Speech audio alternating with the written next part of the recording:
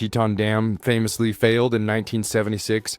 Can you shine a light on why this would be a spot for a reservoir, even with its dark history?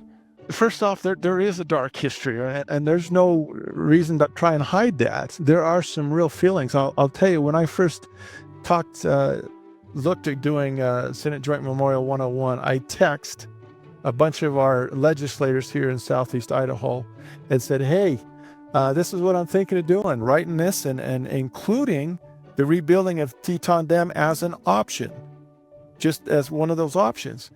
And everybody came back and said, yes, absolutely, we are for this. We want to happen that. We'll work with you. We're on board. We'll co-sponsor it. And then the last text that I got was from a good friend. And he says, well, let me tell you about the Teton Dam. He says, I was a teenager during that.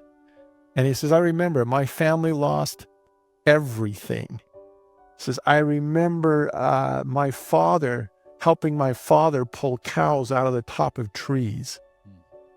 And I thought, I've just offended one of my good friends. I was really worried. But the last line on the text, he said, I'm 110% supportive of this movement of doing the Teton Dam. So yeah, it did fail. But the thing is we can address the historical flaws. We can look at that, figure it out, and address it. And if we can't, then let's not do it. This joint memorial was not to say you will build the dam. It says, look at it as an option. Look at it, figure it out.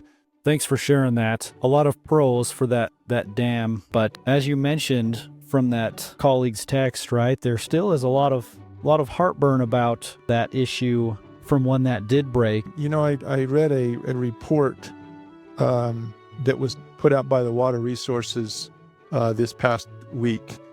Let me just, if I mind, just read this as a paragraph, what they stated. And this is in regards to the Teton Dam. It says, while local water users recognize there are significant environmental and social issues with the Teton Dam alternative that may prove insurmountable, they also note that the development of this reservoir could be valuable if a critical water supply storage would have severe impacts on the economy of the region in the future. The water users and the state support retaining this option for future study should the water supply outlook change over the course of time. Well, I think we've seen that change.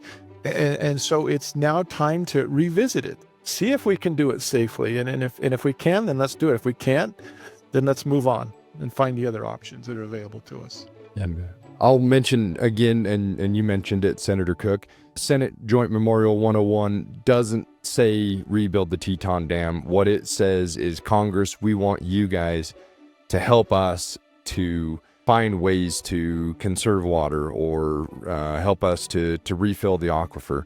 As an integrated water management, we need to look at conserving the water that we've got, be smart about it, don't waste it. We need to do the recharge. We need to do the additional storage capacity.